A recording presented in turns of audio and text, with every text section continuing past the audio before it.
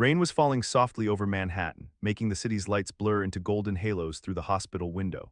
It was a Thursday evening, the kind where time seemed to stretch in the sterile hum of fluorescent lights and quiet machines.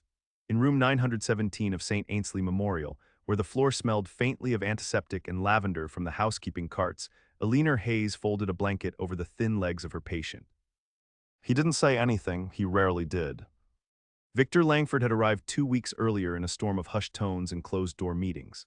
The staff had whispered his name like they were afraid to say it too loud. He was the Langford Estates, Langford Technologies, Langford Foundation, Fortune 500, magazine covers, tabloid fodder, that kind of man. But when Eleanor met him, he was just a thin shadow in a hospital bed with gray eyes too tired to care.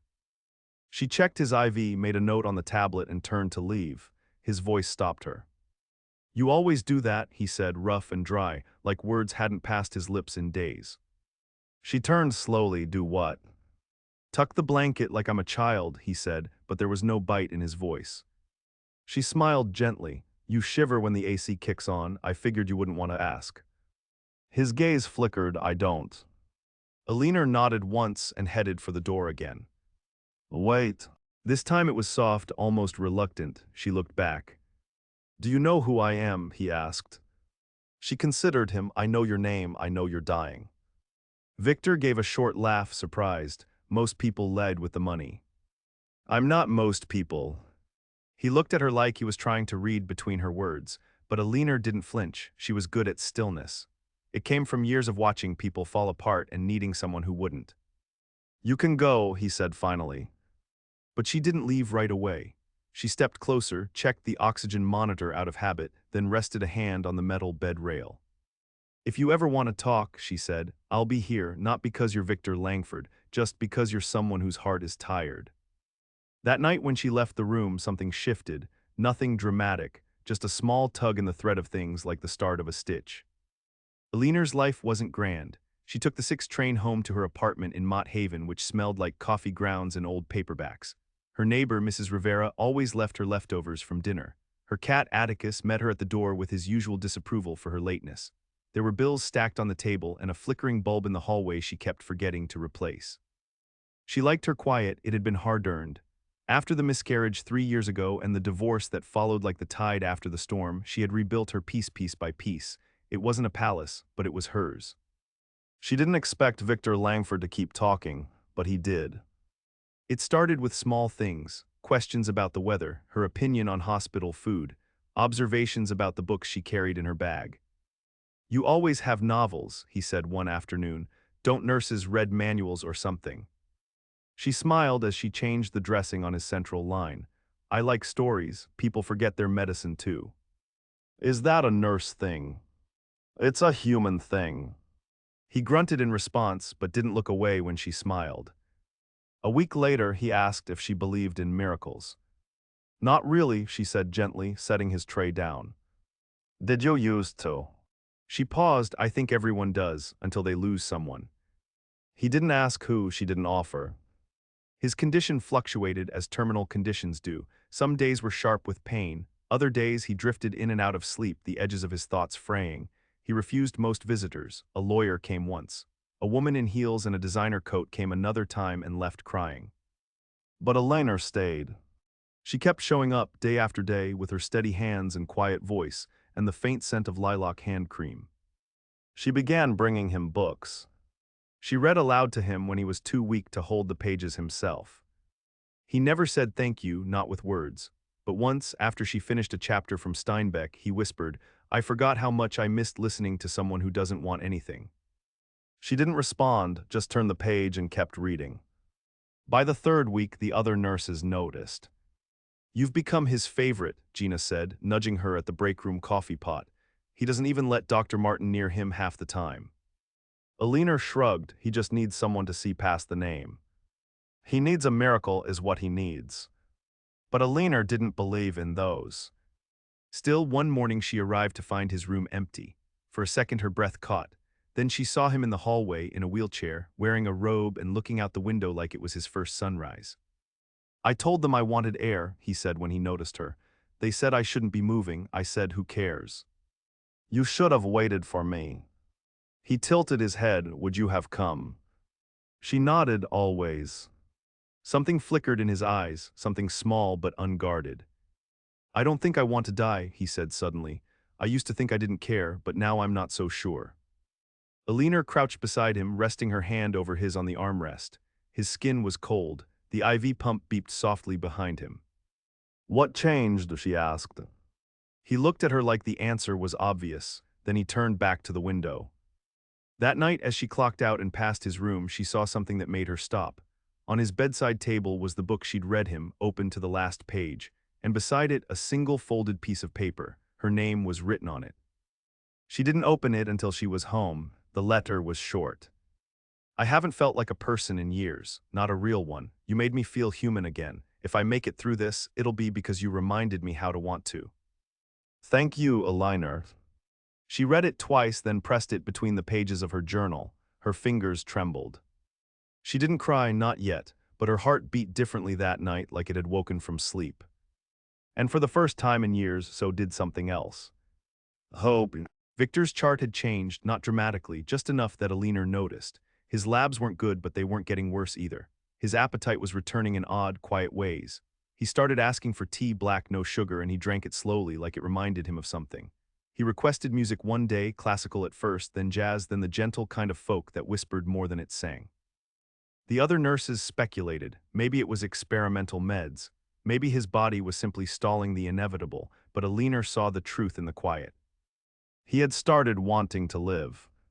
She noticed it in the way he watched the rain with real interest, or how he no longer stared blankly at the ceiling for hours. He listened when she spoke now, really listened. Once, she mentioned her favorite bakery near the Bronx Botanical Garden, and he brought it up again a week later. You said they make apple tarts, he reminded her, voice hoarse but present. I did. You ever think of opening your own place, a bakery, I mean? She gave a small laugh, sometimes, then I remember the rent. You'd make it work, he said simply. Alina didn't respond right away. Her hands were busy straightening his sheets, but her mind lingered on the softness in his voice. Why do you care? She asked, gently teasing but curious. He looked at her because when you talk about baking, you sound alive. She didn't expect that. He didn't look away. By the end of October, Victor asked for walks in the garden courtyard. The doctors were hesitant, but he insisted. Alina accompanied him when her shift allowed it. They would go at dusk when the light was amber and the air carried that fading smell of leaves and soil. He rarely said much during those walks, but his eyes were awake, absorbing everything. She brought him a scarf once, deep green wool, and wrapped it carefully around his neck. He didn't comment, but he wore it every time after that. He told her once, during a slow walk past the hospital fountain, that he had been married. Her name was Nadine. We were young, too young maybe. What happened? She asked carefully. She didn't like who I became. He didn't elaborate and she didn't push. There were wounds that didn't need light, only the presence of someone who wouldn't walk away. She told him about her own marriage too, about the way it had unraveled in silence after the miscarriage, how she had spent months pretending things would heal if she was just good enough. She spoke slowly, voice steady, even as the memory tightened her chest. Victor listened, not with pity, but with quiet understanding. Did he ever tell you it wasn't your fault? Victor asked softly. No, she whispered. He looked at her for a long time, then let me be the first. She nodded, unsure if her heart ached or eased. That night she dreamed of her old apartment with the yellow curtains and a crib that was never filled. But instead of feeling hollow when she woke, she felt held. The hospital fundraiser came in November. Victor's name was still gold in philanthropic circles, even if his body was failing. The board had asked him to record a short message for the event. He declined, but on the night of the gala, he asked Alina to stay after her shift. She found him sitting up straighter than usual, hair combed, cheeks faintly colored from effort. He held out a small remote. Turn it on. She did. The screen in his room flickered. It was the live feed from the gala, a hotel ballroom glittering with wealth and curated charm. God, he muttered, I spent half my life in rooms like that. She smiled. Do you miss it? He shook his head. I miss what I thought it meant. They watched for a while in silence. Then, just before the keynote speaker came on, he turned to her. If I survive this, I want to change everything. She glanced at him. What do you mean? My will, my board, the foundation. I wanted to actually do something, not just make rich people feel better. Victor. I'm serious. She saw it then, not the billionaire, not the dying man, just the clarity in his eyes, the hunger to redeem something, maybe himself. I believe you, she said quietly. He reached for her hand. For a long moment, neither of them let go. There were setbacks, of course there were. A week into December, he spiked a fever and collapsed in the courtyard. She was off that day, but she came in as soon as she got the call. When she reached his bedside, he was unconscious, his skin too pale. She sat there for hours. You told me you weren't ready, she whispered. You don't get to change your mind now. When his fever broke 3 days later, he opened his eyes and saw her sleeping beside him in the chair. He watched her like he didn't believe she was real. You stayed, he croaked. Her eyes fluttered open, and she smiled through the exhaustion. Of course I did. He reached for her hand, and this time she held it like a promise. Christmas came quietly. The hospital decked the lobby with garlands and twinkle lights, and the nurses wore snowflake pins on their scrubs. Alina brought Victor a tiny tree for his room. She decorated it with origami cranes she folded from pages of old books. He stared at it for a long time, something soft breaking in his expression. You made these. They help me think. I don't want a gift, he said later, his voice low. Then you'll have to settle for company. He looked at her. No, that's what I want. She blinked. What? You'll here with me. Her heart caught in her throat. I don't know what this is, he continued. I don't even know if I'll live through the spring, but if I do, I don't want to waste another second pretending I don't care. Alina stood very still. The only sound was the hum of the monitor behind him and the muffled sounds of carolers 2 floors below. You're not just a nurse to me, he said. You're the reason I started breathing again. She stepped closer, brushed a hand against his jaw and whispered, then don't stop. And Victor Langford, who had once owned entire skylines, closed his eyes like someone had finally turned on the sun. The snow melted slowly that year, reluctant and wet against the sidewalks, turning city corners into slush and gray puddles. By late January, Victor had regained enough strength to walk the hallways unassisted. He still wore the green scarf Alina had given him, still carried a tremor in his hands, but his stride had changed. Less like a man waiting to die, more like someone choosing each step, even if they hurt. Alina noticed the nurses had stopped speaking about him in past tense. Dr. Martin pulled her aside one morning after rounds. Whatever you're doing with Langford, keep doing it. His scans still show progression, but it's like he's living around it. Alina didn't respond with anything clinical, just said he started planting things. The doctor raised a brow. In the courtyard, she clarified.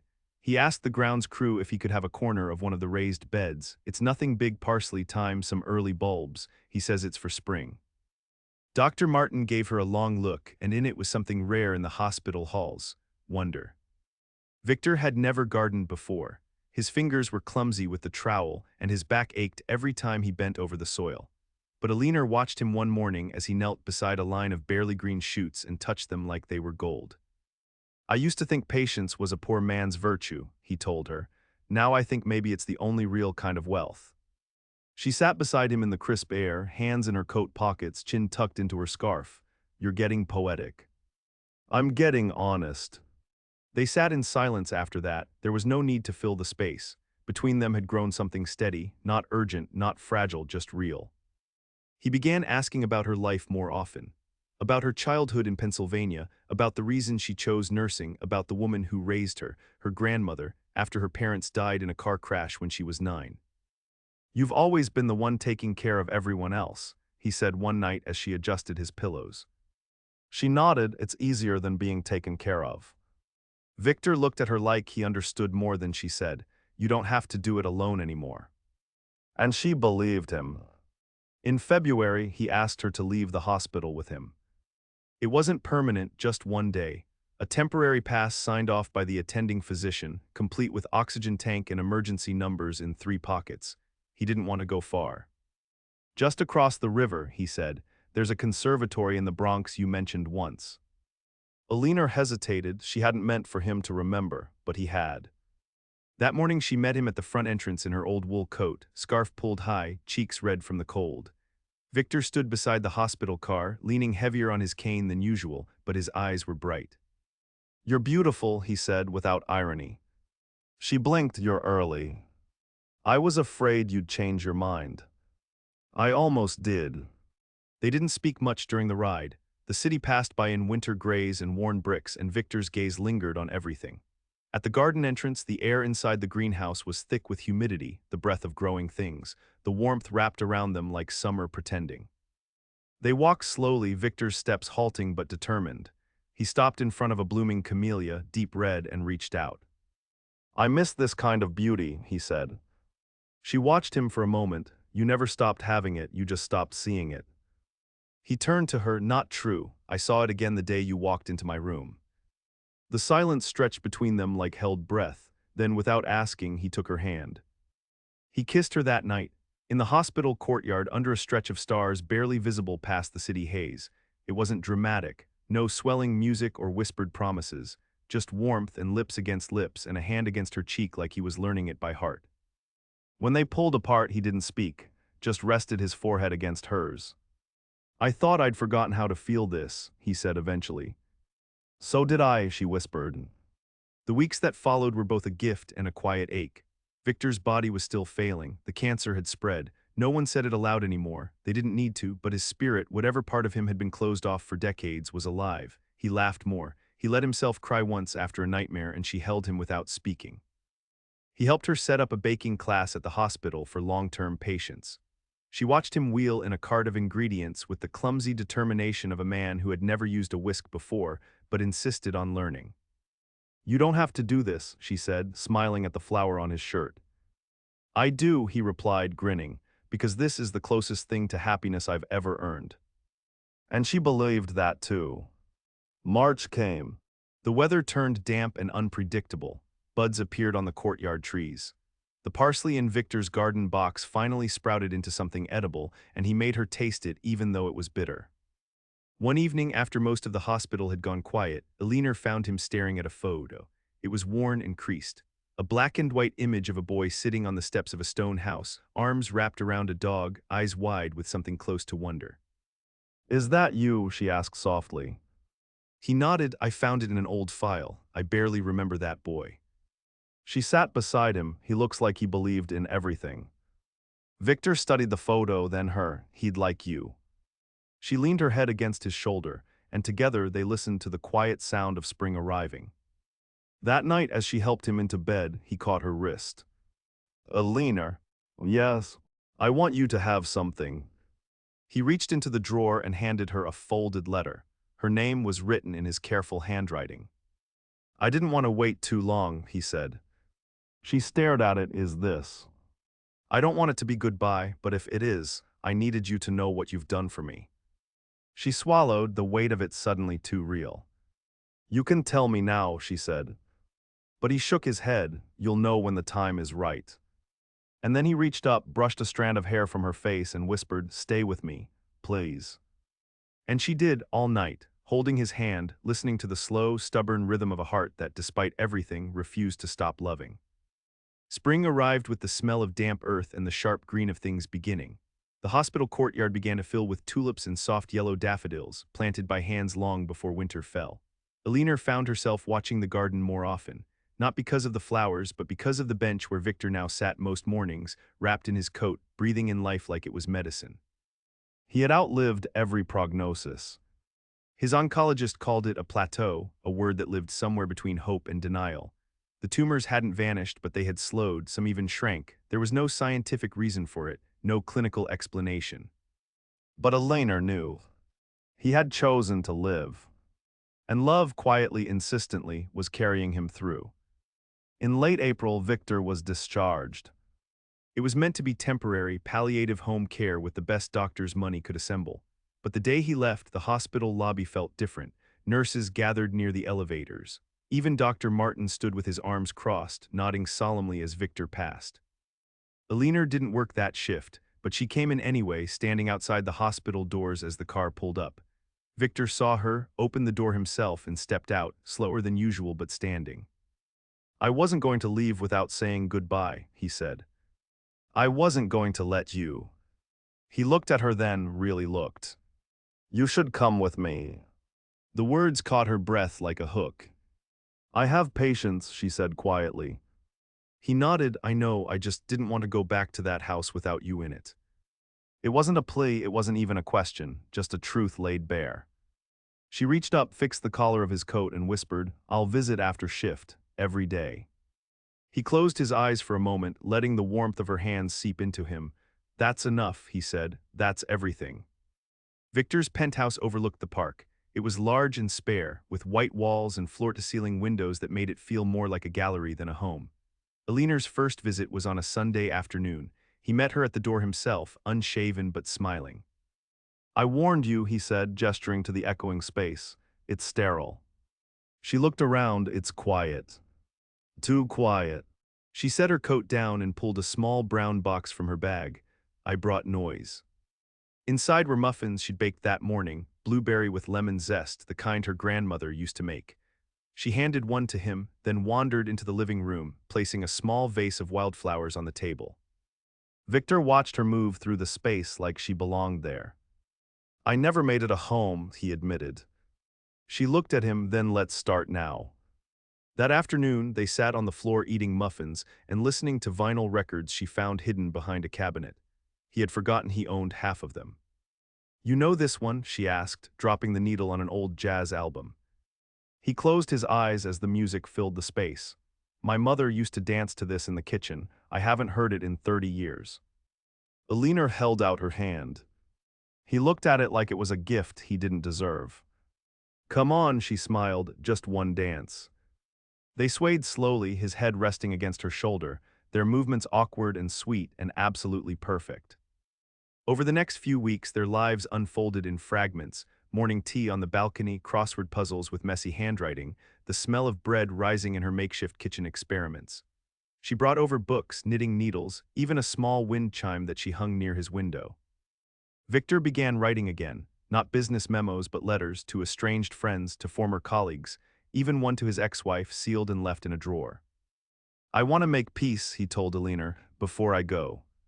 She sat beside him, taking his hand. "You're not going anywhere."